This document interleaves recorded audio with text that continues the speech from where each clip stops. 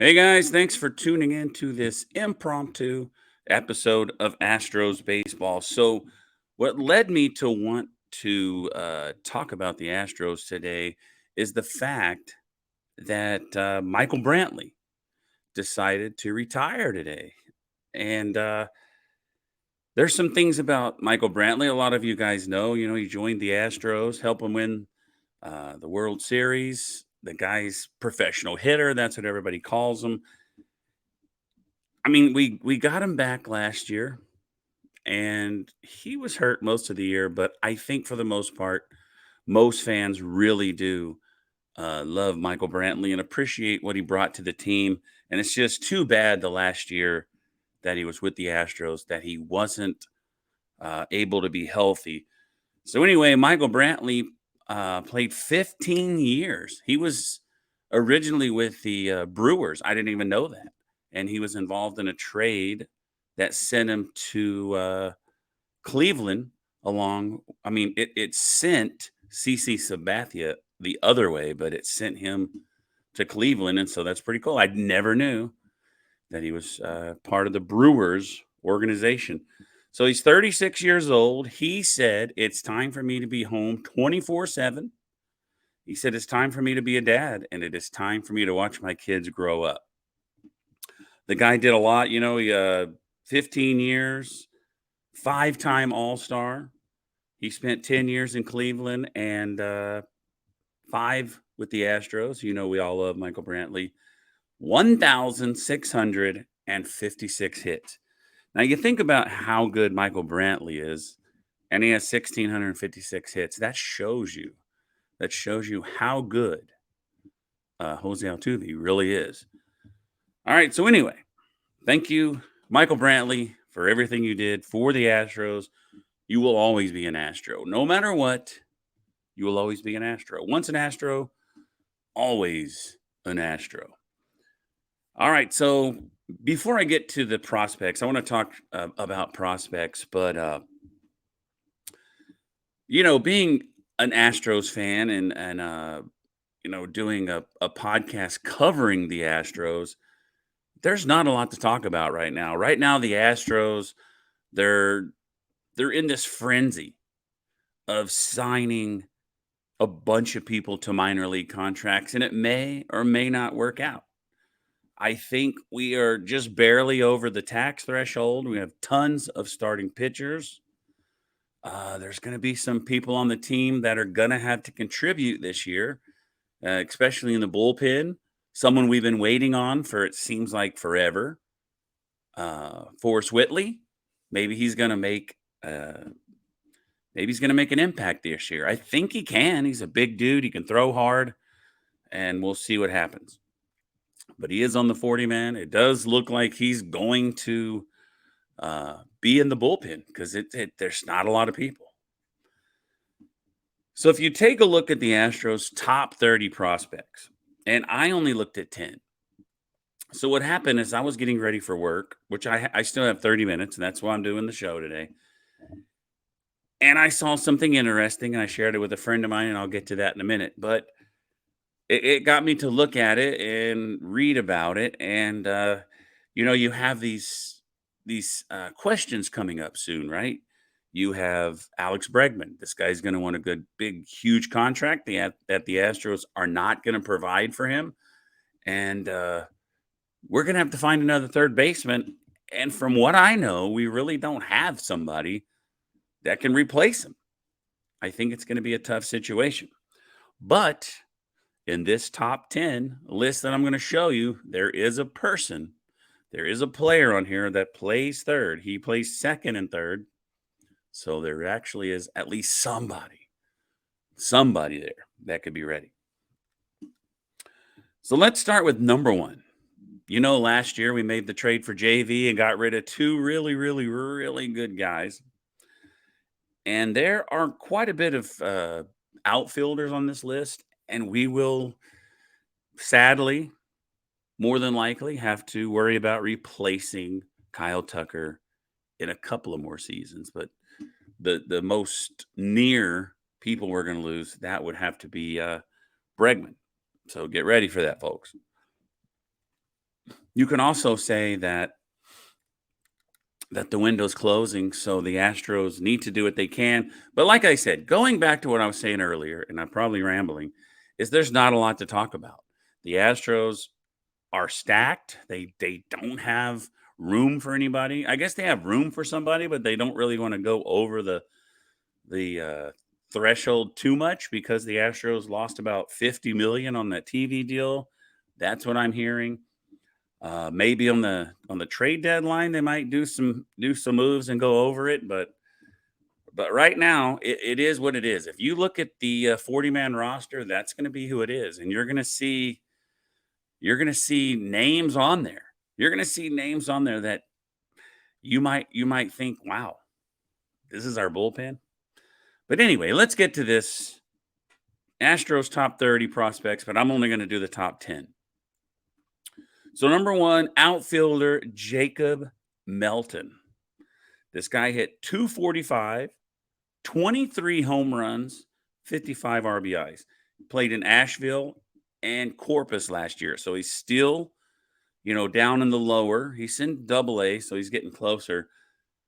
But his projected time to reach the Astros is 2025. So don't look to see this guy next year.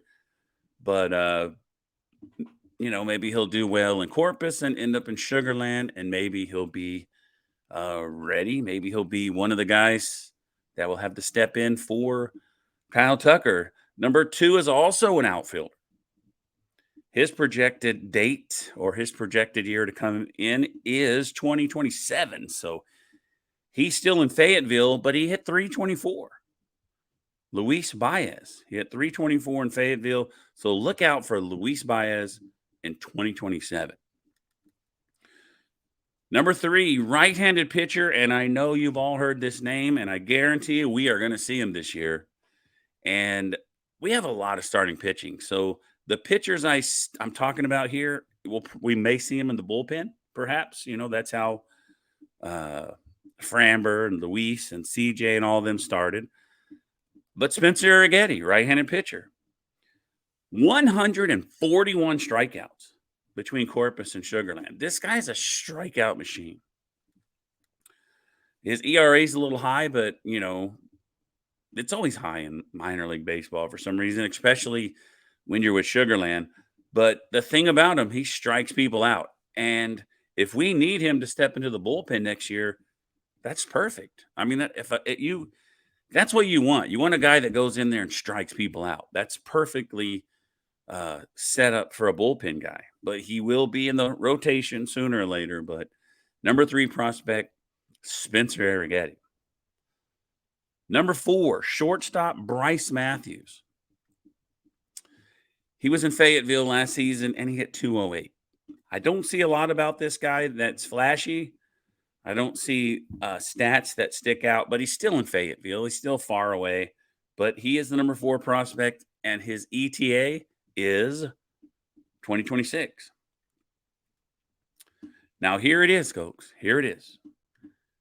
Third baseman, second baseman, Zach DeCenzo. Now, listen to this. I don't know if he can do this in higher levels, but check this out. He spent some of the season in Asheville, 407. The guy hit 407 in Asheville. But then he went to Corpus and hit 257. Placed third and second, Zach DeCenzo. Projected timed ETA, 2025. That's to be the first year without Bregman. So I guess that's a good way to project him on there because that's it. That's it in the top 10 of someone that plays third base. Number six, outfielder, second baseman, and first baseman, Joey Lumperfido. He played in Asheville, Corpus, and Sugarland last year. He hit 205 in Asheville, 296 in Corpus, and 235 in Sugarland. He had 25 home runs, and that's pretty good for minor league. If you keep up with minor leagues, you know that is actually really, really good. Number seven, left-handed pitcher, Colton Gordon. Between Corpus and Sugarland, 4, 14, ERA, but he had 151 strikeouts and 58 walks. That's pretty good. Colton Gordon, left-handed pitcher. We don't have very many of them. ETA, I didn't write it down. He's the only one I didn't write it down. Number 8, Colin Barber. You've heard this name before. Outfielder, expected date 2024. They expect him to be there this year. He hit 244 last year, 11 homers and 40 RBIs. And here it is, folks. Here it is. I'm going to tell you the story again if you haven't heard it. I went to school from second grade till we graduated high school with number 9's mother. And I met this kid when he was playing with Corpus, played here in San Antonio. And he's just a kid.